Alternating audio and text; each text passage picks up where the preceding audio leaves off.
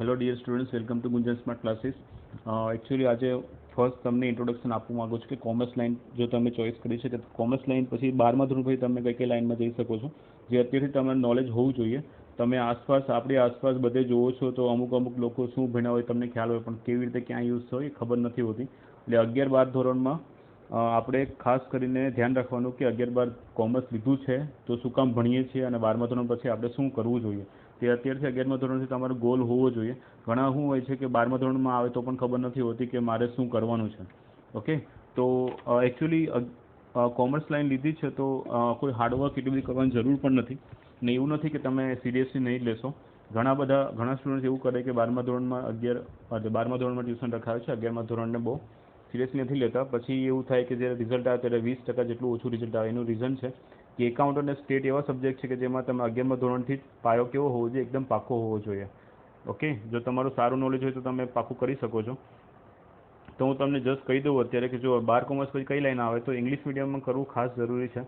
અને જો તમે 11-12 ધોરણમાં કોમ્પ્યુટર અને ઇંગ્લિશને થોડું સિરિયસલી નહીં લેશો તો 12મા ધોરણમાં રિઝલ્ટમાં ઘણાને બધા સબ્જેક્ટમાં 90-90 માર્ક્સ આવે છે.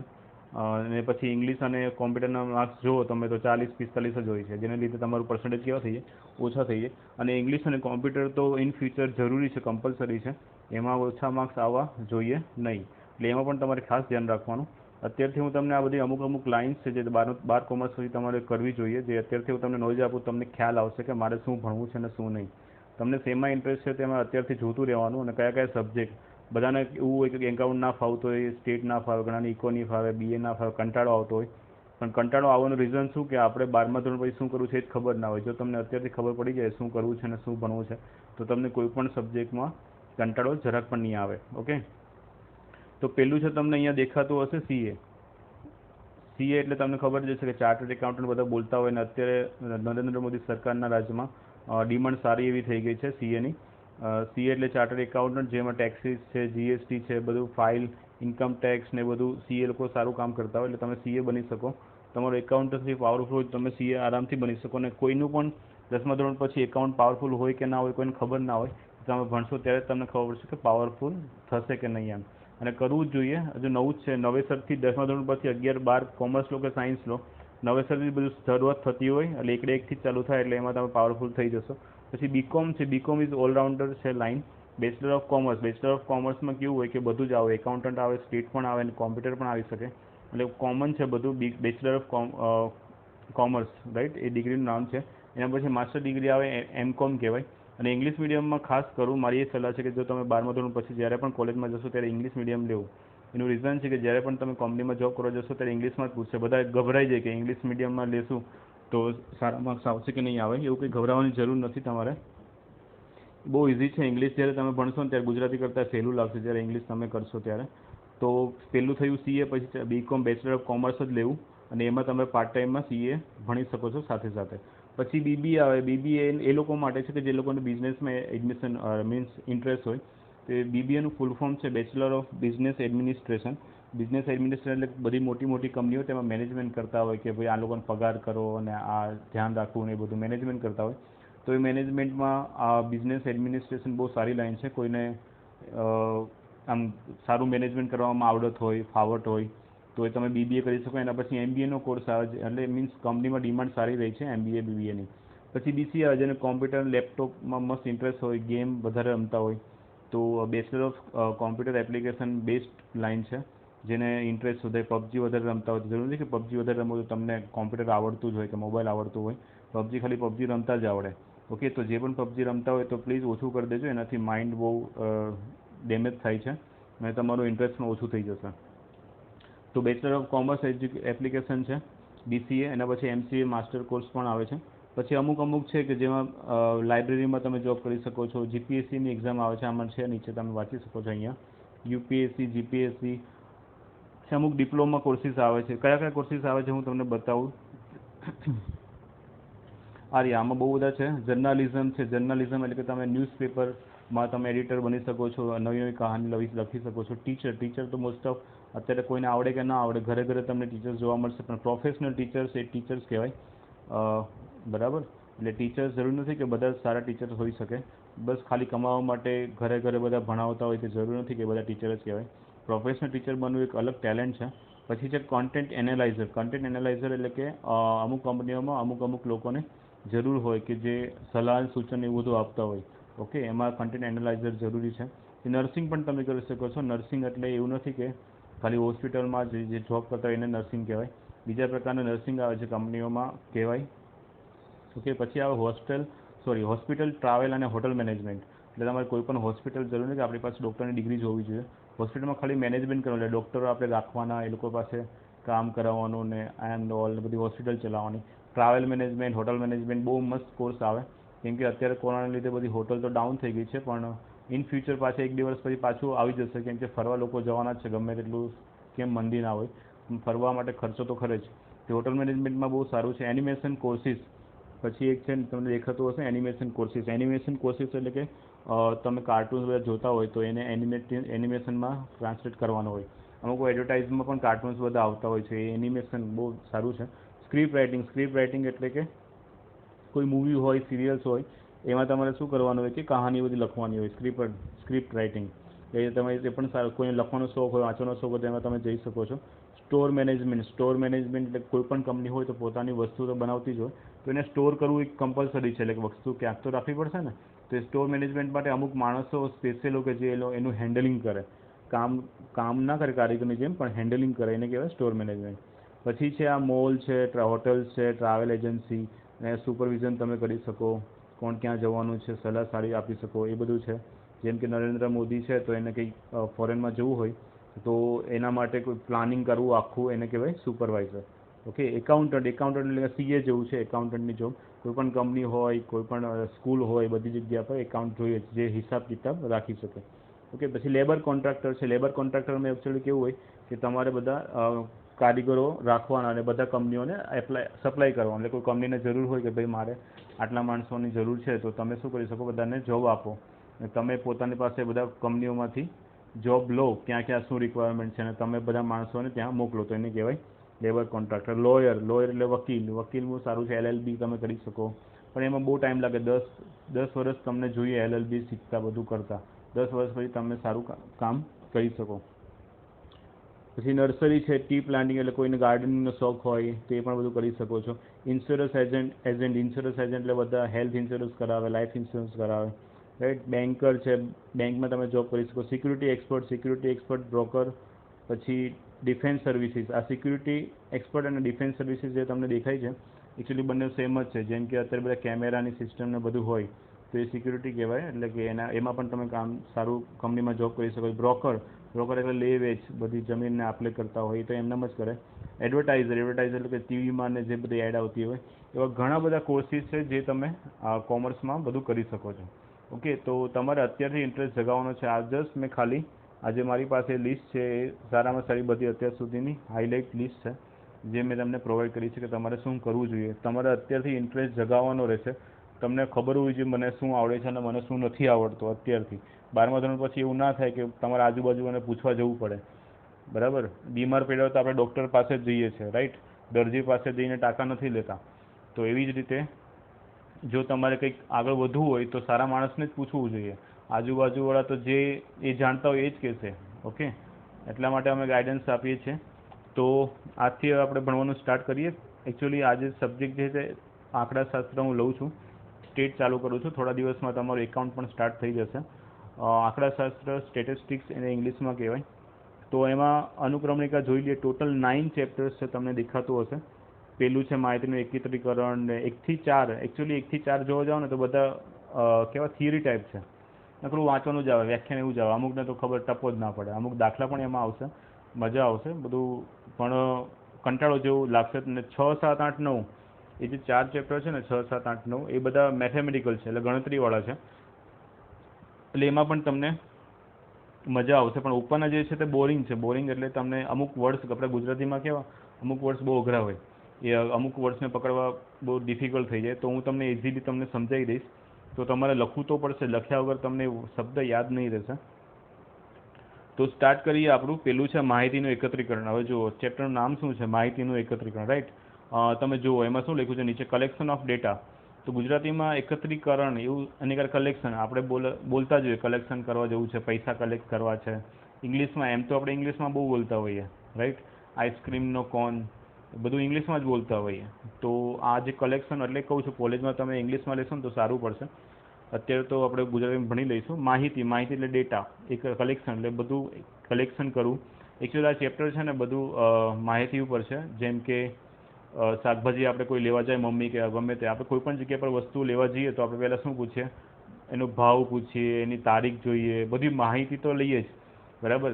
એક્સપાયરી ડેટ જોઈએ, કોઈ બધું જ પહેલાં જોઈએ, પહેલાં માહિતી એની લઈએ પછી આપણે વસ્તુ લઈએ. ટેસ્ટ તો ના કરવાનો, એમાં ટેસ્ટ કંઈ કરવાનું ના હોય. તમે કેચઅપ લેવા જાઓ તો પછી ચાખીને ના લો, બરાબર. કેચઅપનો તો ટેસ્ટ ખબર જ છે આપણને કેવો હોય, પણ એમાં આપણે પહેલાં શું જોઈએ? પ્રાઇસ જોઈએ. 2-3 કંપની હોય તો પહેલાં આનો 55 રૂપિયા હોય તો આનો 60 રૂપિયા હોય તો આપણે 55 રૂપિયાવાળો ચોઈસ કરીએ. તો એ બધી માહિતી એકત્રિત કરી કહેવાય. એવી રીતે આપણે દર 5 વર્ષે પણ મતદાન થાય છે, રાઈટ. પછી ચૂંટણી માટે, વોટિંગ માટે મતદાન, એ બધું માહિતી કલેક્શન કરવા આવે. તમે કેટલા જણા રહો છો, પછી આ લોકો કેટલી પબ્લિક રહી છે, બધી માહિતી માટે બધા આવતા હોય. તો આખા ચેપ્ટરમાં બસ આ જ જોવાનું છે. એમાં કેટલા પ્રકારની માહિતી શું આવે, કેવી રીતે કરવાનું એ બધું આવે. આપણે વસ્તી ગણતરી કરવા જતા હોય કોઈ તો પહેલાં પૂછે ભાઈ કેટલા ઉંમરના છે, કોણ કોણ છે, બરાબર. પછી એ બધું કલેક્શન કરીને અલગ અલગ કરે કે ભાઈ આટલા વર્ષના આટલા લોકો ભારતમાં રહી છે, આટલા વર્ષના આટલા ભારતમાં રહી છે. તો એ બધું માહિતીનું એકત્રીકરણ કહેવાય. માહિતીનું એકત્રીકરણ છે. તો જોઈએ અંદર શું છે ચેપ્ટરમાં. તો આ થોડુંક આજે 2-3 થિયરી જોવાની છે, એક માર્ક્સમાં છે. હું સવાલ તમને કહી દઈશ. આમાં જે હાઇલાઇટ છે ને, જે તમને બ્લેક કલરનું દેખાતું હશે, પહેલું સમષ્ટિ દેખાય છે ને, પહેલું આ સમષ્ટિ છે. એ સમષ્ટિનું કદ છે, શાંત સમષ્ટિ છે, માહિતી છે. આ બધું એક માર્ક્સમાં પૂછાય. ગુણાત્મક ચલ કહેવામાં આવે. તો કેટલા થયા? 1 2 3 1 2 3 4 5. ઓકે, 5 વસ્તુ થઈ. તો 5 વસ્તુ તમારે શું કરવાનું છે? એક માર્ક્સમાં કેમ આપણે લખતા હોઈએ સવાલ, જાતે સવાલ બનાવીને લખી દેવાનો. જેમ કે આ પહેલો સવાલ હોય કે સમષ્ટિ કોને કહેવાય, રાઈટ. મેં રાઉન્ડ કર્યું છે તો સમષ્ટિ કોને કહેવાય એવું આપણે સવાલ જાતે લખી દેવાનો છે અને જવાબ પણ લખીને તમારે મને પછી મોકલવાનું છે. તો પહેલાં આપણે જોઈએ તો તમને ચિત્રમાં દેખાતું હશે સમષ્ટિ, નીચે હશે નિદર્શ, રાઈટ. તો તમને બંને ફોટા પરથી શું લાગે? તમે આ ફોટો જુઓ, તમે આ ફોટો જુઓ અને આ ફોટો જુઓ. સમષ્ટિ જે લખ્યું છે તે ફોટો જુઓ, નિદર્શ ફોટો જુઓ. તો સમષ્ટિમાં તમને લાગે કે બધું ખીચડો જેવું હોય, બહુ બધું છે એમ, રાઈટ. અને નિદર્શમાં તમે જોશો ને તો એવું લાગશે કે અલગ અલગ દેખાય છે. હા ભાઈ, મોટી ગોળી પણ છે અને નાની નાની ગોળી પણ છે. એટલે ક્લિયરલી તમને નિદર્શમાં દેખાશે. અને સમષ્ટિમાં કેવું દેખાશે? બધું ખીચડો છે. અને ઇંગ્લિશમાં તમે જોશો સમષ્ટિ એટલે શું લખ્યું છે અહીંયા? Population, right. પોપ્યુલેશન એટલે કે ખબર છે કે ભાઈ વસ્તી. એટલે આમ આપણે વસ્તી નથી પણ માહિતી. એટલે એકચ્યુઅલી આમાં જે લખ્યું છે તે શું લખ્યું છે?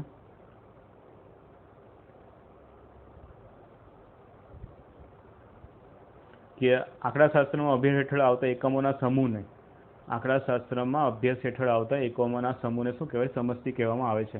પહેલી લાઈન વાંચું છું કે આંકડાશાસ્ત્રમાં અભ્યાસ હેઠળ આવતા એકમોના સમૂહને સમષ્ટિ કહેવામાં આવે છે. આ પોપ્યુલેશન, હવે વર્ડ્સ તમે લઈ લો કે પોપ્યુલેશન એટલે શું? બહુ બધી વસ્તી, બરાબર. તો એમાં શું હોય કે આંકડાશાસ્ત્રમાં એટલે આ જે સબ્જેક્ટ છે તેમાં અભ્યાસ હેઠળ કે આપણે જે પણ માહિતી ભેગી કરવાના હોય તે આવતા એકમોના સમૂહને બધું ભેગું કરી દેવાનું, રાઈટ. તો તમને ફોટામાં દેખાતું હશે બહુ બધી પ્રકારની ટેબ્લેટ્સ છે, બધી ભેગી છે, રાઈટ.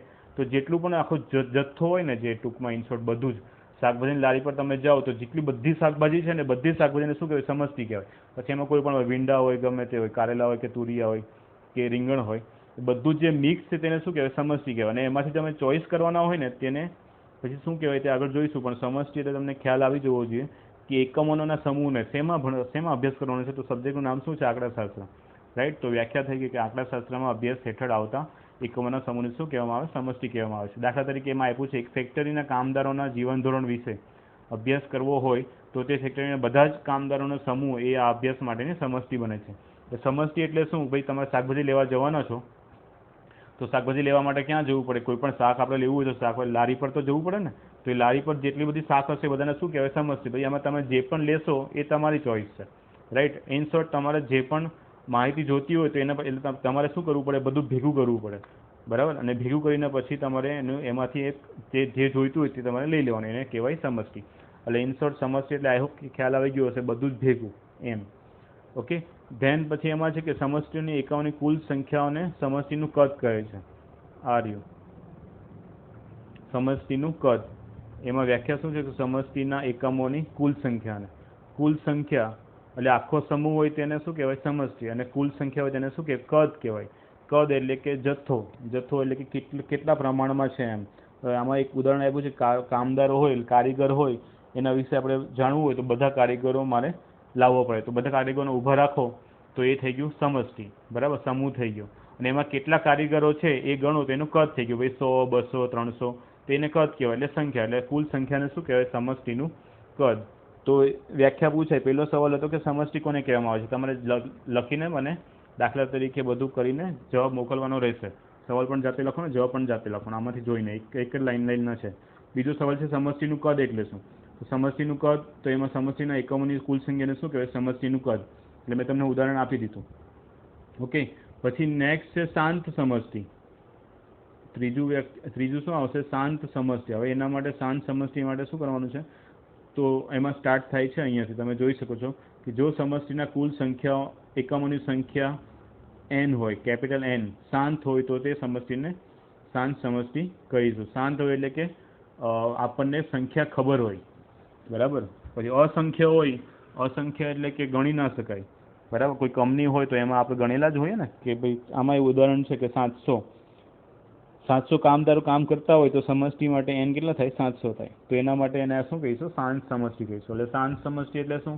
આપણને કોઈ પણ વસ્તુ હોય તેની સંખ્યા આપણને ખબર હોવી જોઈએ, રાઈટ. તો 3 વસ્તુ થઈ ગઈ. સમષ્ટિ એટલે શું? કે આપણને ખાલી એમ જોઈને સમૂહ, એટલે બધા સમૂહને શું કહેવાય? સમષ્ટિ કહેવાય. એ સમષ્ટિનું કદ એટલે શું? કે એમાં સંખ્યા હોય તે, બરાબર. અને શાંત સમષ્ટિ એટલે શું? તો એ જે સંખ્યા હોય તે આપણને ખબર હોવી જોઈએ, 200, 300, 400 જે પણ હોય તેને કહેવાય શાંત સમષ્ટિ. હવે નેક્સ્ટ છે આર્યુ.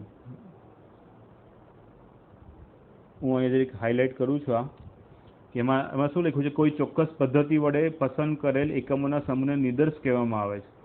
કોઈ ચોક્કસ પદ્ધતિ. હવે સમષ્ટિ તો થઈ ગઈ, તમે જે ચિત્ર દેખાય છે એમાં સમષ્ટિને નિદર્શ તો આવી ગયું, રાઈટ. તો સમષ્ટિ એટલે તમને ખબર પડી ગઈ કે બધા સમૂહને. પણ નિદર્શ એટલે શું? એમાંથી આપણે ચોઈસ તો કરવા પડશે ને, કંઈક તો લેવું પડશે ને. તો એ પસંદ જે કરો તમે તેને શું કહેવાય? નિદર્શ કહેવાય. તમે શાકભાજી લેવા જાઓ અને ભીંડા લેવા હોય તો બધા શાકભાજીમાંથી તમે ભીંડા લઈ લો તો એ ભીંડાને લીધા તેને શું કહેવાય? નિદર્શ કહેવાય. એટલે તમે એને ચોઈસ કરીને વીણીને પણ લઈ શકો, ચેક કરીને, અથવા તો ડાયરેક્ટ શાકભાજીવાળો અમુક વાર આપણને ચોઈસ કરવા પણ નથી દેતો, વીણવા પણ નથી દેતો, તો ડાયરેક્ટ જ ઢગલો કરીને આપી દે છે. એટલે જે પણ રીત હોય, જે પણ પદ્ધતિ, એટલે સમષ્ટિમાંથી, એટલે ઉપર જે ચિત્ર છે એ સમષ્ટિ છે, એમાંથી તમે કોઈ પણ પદ્ધતિ વડે તમે શું કરો? એમાંથી એકમ સમૂહને પસંદ કરો તો એ જે પસંદગી છે તેને શું કહેવાય? નિદર્શ કહેવામાં આવે છે. ક્લિયર?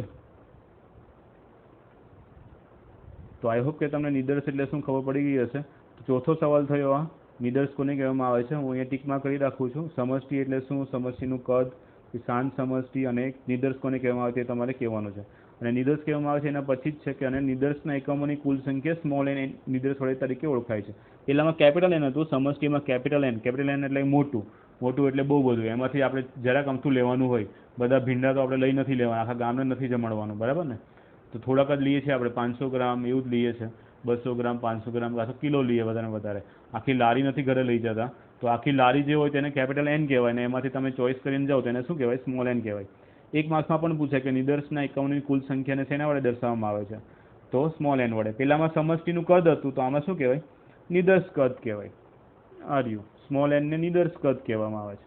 અરે પહેલામાં શાંત સમષ્ટિ હતું તો આમાં શાંત નિદર્શ આવે, બીજું કંઈ છે નહીં. બહુ ઇઝી છે.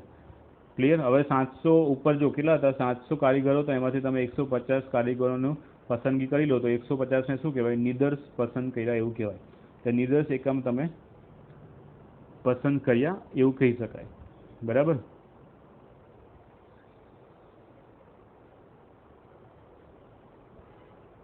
તો આ બધું જે તમે કર્યું એનો મતલબ તમે શું કરી રહ્યા છો? માહિતી એકઠી કરી રહ્યા છો એવું કહેવાય, રાઈટ. તો નીચે કહી છે કે માહિતી કહેવામાં આવે છે.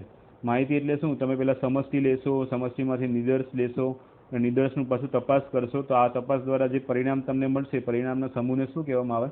માહિતી કહેવામાં આવે છે. એટલે માની લો કે 700 કારીગર હોય, 700 કારીગરમાંથી 150 જણને મેં ચોઈસ કર્યા, 150 જણને હું પૂછતાછ કરું અને એ બધું માહિતી હું લઉં તો એને માહિતી જ કહેવાય. ઓકે, તો માહિતી માટે પણ સવાલ આ પૂછાય. કેટલા સવાલ છે? પહેલું સમષ્ટિ, બીજું સમષ્ટિનું કદ, ત્રીજું સાંજ સમષ્ટિ, પછી નિદર્શ, પછી નિદર્શ કદ અને હવે છેલ્લે છે માહિતી.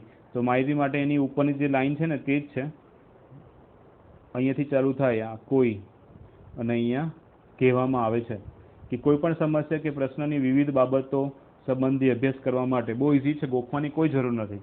કોઈ પણ સમસ્યા કે પ્રશ્ન વિવિધ બાબતો સંબંધી અભ્યાસ કરવા માટે. તો તમારે કોઈ પણ સમસ્યા હોય કે પ્રશ્ન હોય તેના માટે શું કરો? અભ્યાસ તો કરવો જ પડે. તમે ફેલ થયા હો તો તમે શું કરો? વાંચવાના છો ને. એવી જ રીતે કોઈ પણ સમસ્યા કે પ્રશ્નની વિવિધ બાબતો સંબંધી અભ્યાસ કરવા માટે સમષ્ટિ અથવા નિદર્શના બધા જ એકમોનું તપાસનું આયોજન કરવામાં આવે છે. એટલે સમષ્ટિ લો અથવા તો નિદર્શ લો, તપાસનું આયોજન કરવામાં આવે છે અને એમાં તપાસમાં તમને કોઈ પણ પરિણામ મળે તેને શું કહેવામાં આવે છે? માહિતી કરવામાં આવે છે. બહુ ઇઝી છે. સમષ્ટિ લો, સમષ્ટિ એટલે આપણને ખબર પડે કે બધી વસ્તુ ભેગી કરો, બધી બુક્સ ભેગી કરો તમે, બરાબર. બુક્સમાંથી જે વાંચવું હોય તે જ તમે લેશો. ઇંગ્લિશનું પેપર હોય તો ઇંગ્લિશને જ તમે શું કરશો? ડાયજેસ્ટિવ કંઈક વાંચશો.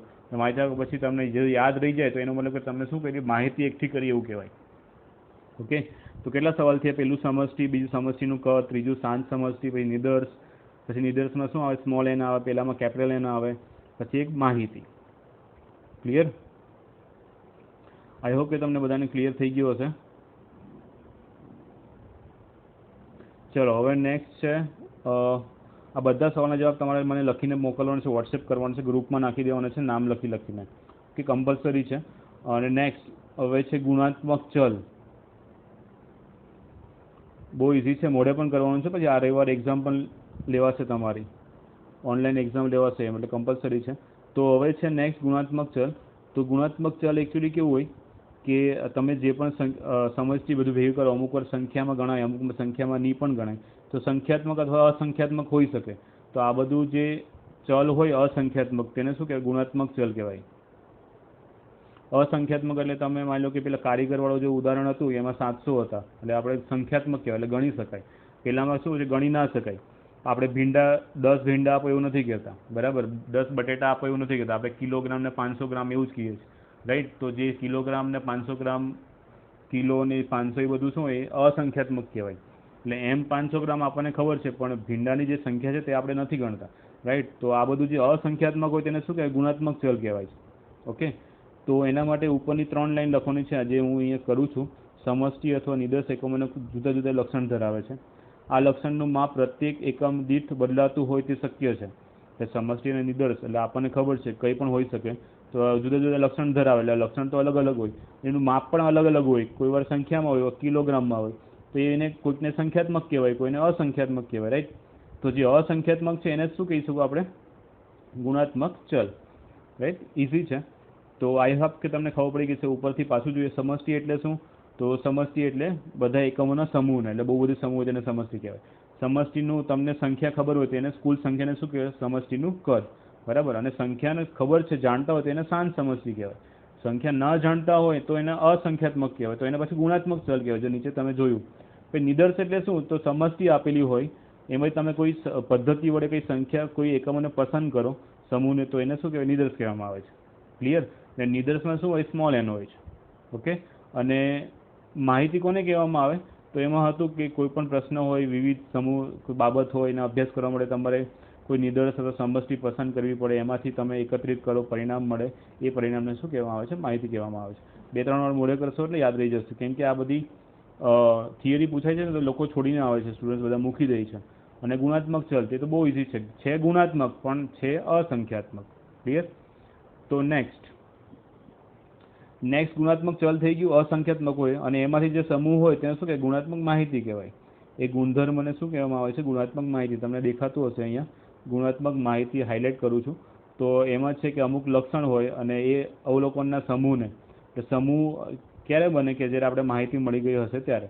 એ સંખ્યાત્મક હોય જે લક્ષણ તેને સંખ્યાત્મક ચલ કહે છે. બહુ ઇઝી છે.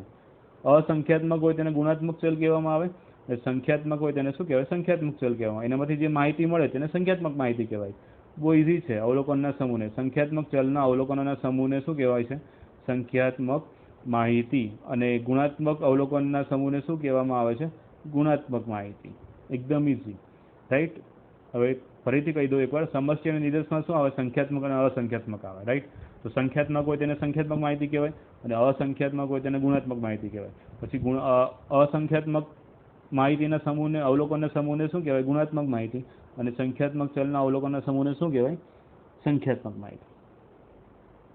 ઓકે, બહુ ઇઝી છે. એમાં ઉદાહરણ પણ છે, આ પહેલાં ક્લિયર કરી નાખું. તો તમે ઉદાહરણ અહીંયા જોઈ શકો છો. અગાઉના ઉદાહરણમાં કામદારો હોય, એમાં જાતિમાં સ્ત્રી પુરુષ પણ હોય, બરાબર? કોઈ ભણેલું હોય, કોઈ અભણ હોય. તો ભણેલા હોય કે અભણ હોય તો એ બધું શૈક્ષણિક સ્તર કહેવાય, બરાબર? તો એ ગણી ના શકાય કેટલું ભણેલા છે ને કેટલું 10 ધોરણ ભણેલા છે એવું ના કહેવાય, એવું ભણેલા ના કહેવાય. તમને ખબર પડતી હોય કે ના ખબર પડતી હોય એને કહેવાય ભણેલા છે કે અભણ છે એમ, રાઈટ? એટલે શૈક્ષણિક માહિતી એટલે એવું નથી કે કોલેજ કરેલું છે તો એ માપી ના શકાય આપણે કે ભાઈ બીકોમ કરેલું છે, કેટલું બીકોમ કર્યું ભાઈ 10 12 એટલું બીકોમ, એવું ના કહેવાય. ખબર પડી ગઈ?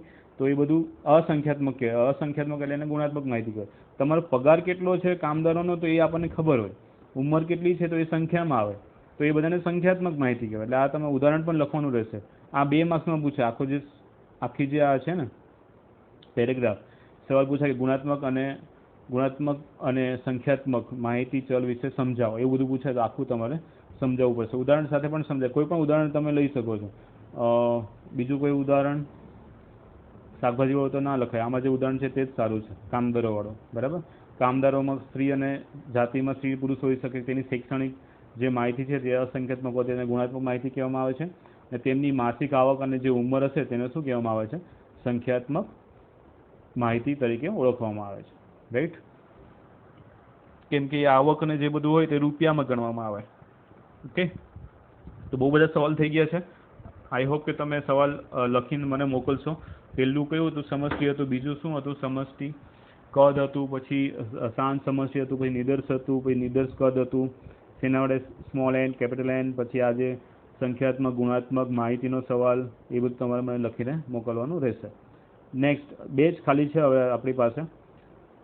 જે નેક્સ્ટ ટોપિક છે એ પ્રાથમિક અને ગૌણ માહિતી છે. તો પ્રાથમિક એટલે શું અને ગૌણ માહિતી એટલે શું, બરાબર? તો આ બહુ ઇમ્પોર્ટન્ટ છે. તો એમાં એક છે પ્રાથમિક માહિતી, આપણે જોઈએ છે સ્ટાર્ટિંગથી. અહીંયાથી હું વાંચું છું કે કોઈ પણ અધિકૃત સંસ્થા અથવા સંશોધકો દ્વારા સૌપ્રથમ વખત અસલ સ્વરૂપે માહિતી એકઠી કરેલી હોય તો તેવી માહિતીને પ્રાથમિક માહિતી કહેવામાં આવે છે. અસલ સ્વરૂપમાં એટલે આપણે અહીંયા ઉદાહરણમાં મસ્ત આપ્યું છે, ભારતની વસ્તી ગણતરીની માહિતી, બરાબર?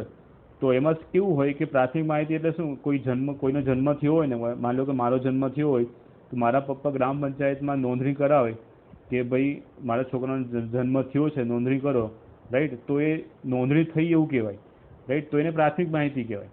અને ગૌણ માહિતી કેવી હોય કે ઘણાના છોકરાનો જન્મ થયો હોય પણ કોઈ નોંધણી નથી કરાવતા, એટલે આપણને એકચ્યુઅલી આંકડો ખબર ના પડે. એટલે પ્રાથમિક માહિતી એટલે કેવું હોય કે કોઈ મરી ગયું છે, કોઈ જીવે છે, કોઈ નવો જન્મ લે છે, એ બધા રજીસ્ટર થયેલા હોય તો જ આપણને ખબર પડે, તો એને કહેવાય પ્રાથમિક માહિતી. એટલે કોઈ માની કે ગુનો નોંધાય તો પોલીસ સ્ટેશનમાં જો ખબર પડે તો ન્યૂઝપેપરમાં આવે, બાકી પોલીસ સ્ટેશનમાં નહીં નોંધાય તો આપણને ખબર પડશે નહીં. એટલે પ્રાથમિક માહિતી એટલે શું? કોઈ પણ અધિકૃત સંસ્થા, આમાં છે વ્યાખ્યા, કોઈ પણ અધિકૃત સંસ્થા અથવા સંશોધકો દ્વારા સૌપ્રથમ વખત અસલ સ્વરૂપે માહિતી એકઠી કરાયેલી હોય.